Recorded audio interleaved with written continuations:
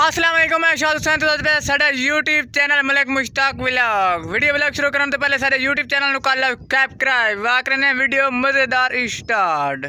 आज दी जी video vlog है बहुत ही मज़ेदार ते बहुत ही खूबसूरत वीडियो व्लॉग है। तुसी वीडियो एंड ताईं वेखनी। वीडियो शुरू करने तो पहले मेरी छोटी सी रिक्वेस्ट है वो भी पूरी कर लो तो चैनल कर लो सब्सक्राइब तो वीडियो कर लो लाइक कमेंट जरूर करना तो वीडियो एंड ताईं वेखनी। तो चलते हैं हुण वीडियो अज केदी बनानी यार। अज जी वीडियो है ना बहुत ही खूबसूरत बहुत ही मज़ेदार तो थोड़ा दिल खुश होगा सेव करे। वीडियो मुकम्मल वेखनी, स्पिक नहीं करनी, वीडियो मुकम्मल वेखनी। तो अज का जो माहौल है ना बड़ा खूबसूरत, थोड़ा पता है हवा चलती पई है, बड़ा मज़ेदार जब माहौल है। अगे बड़ी गर्मी आई, हुण कोई बारिश आई तो ठंड पाई गई। तो माशाअल्लाह तुसी हुण यूट्यूब चैनल में सब्सक्राइब कर लिया उसी तो लाइक भी कर लिया उसी वीडियो। तो हुण करने व्लॉग स्टार्ट।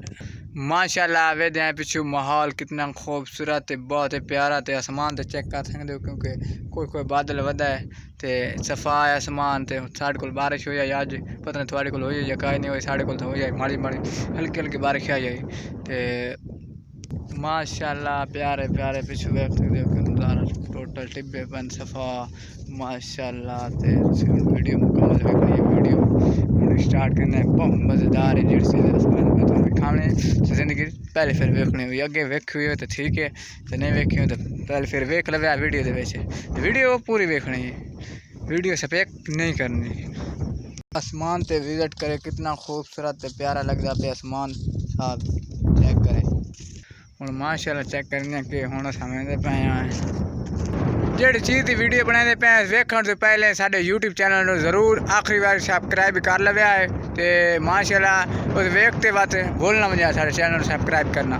तो चलते हैं हूँ उस चीज़ के विखाने वो किश है माशाअल्लाह चेक करो यकदम आप किश एक खजूर खजूर चेक करने खजूर है या का नहीं। माशाअल्लाह मैं प्यार इतना देखने है या का थोड़ा विखाने के फड़े छड़े मुकम्मल तुम वे पास वो लगे हुए होते मुकम्मल। इस साइड तो कोई नहीं,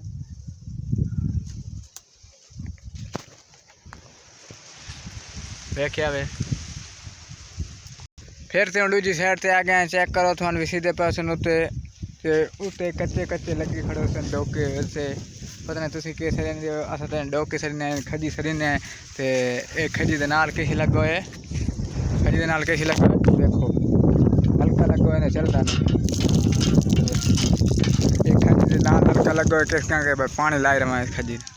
तो ओके हो गया थोड़े विखाई अज खजी तो उत्ते लगे हुए डोके तुस पता नहीं कि सरींदे अस डोके सरीने कच्चे हूँ जिले पक वैसे उसले लसा है खसा है। तो माशाअल्लाह तुम खाना हो तो आ वजा।